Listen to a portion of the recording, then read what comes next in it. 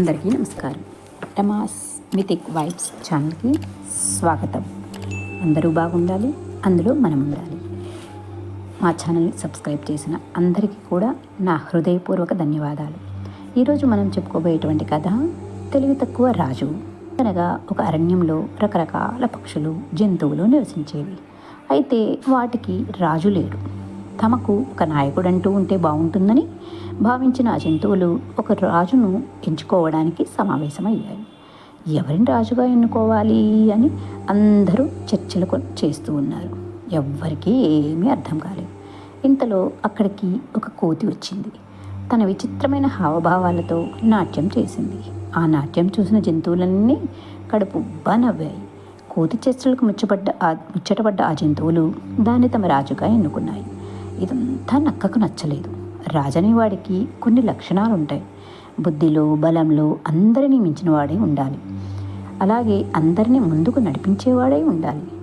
ఎప్పుడు ఏ ఆపద వచ్చినా వాళ్ళందరికీ కూడా తోడుగా ఉండాలి. అలాంటి వాడే రాజు. అంతేకాని ఒక్క కోతి చేష్టలను చూసి రాజుగా ఎన్నుకోవడం తనకి నచ్చలేదు అని అనుకుంది. ఒకరోజు ఈ నక్క ఆహారం కోసం అలా అడవిలో సంచరిస్తూ ఉండగా ఒకచోట వేటగాడు పనిన ఉచ్చు దానికి కనపడింది. అక్కడే 2 పెద్ద రొట్టె ముక్కలు కూడా కనబడ్డాయి. వెంటనే ఆ జిత్తులు మారిన నక్క చాలా ఆకలిగా ఉన్నా ఆహారం జోలికి వెళ్లకుండా గబగబా కోతిరాజు దగ్గరికి పరిగెత్తింది. రాజా, ఈ సేవకుడు మీకు ఒక బహుమానం ఇవ్వాలనుకుంటున్నాడు. మీరు నా వెంట వస్తే ఒక రుచికరమైన ఆహారం దొరికే చోటు చూపిస్తాను అని చెప్పింది నక్క.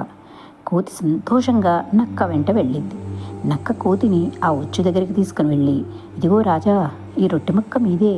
అందుకే నేను దీన్ని ముట్టుకోను లేదు. నాకు ఎంత ఆకలిగా ఉన్నా మీకోసమే ఇది ఉంచాను అని వినయంగా అంది నక్క.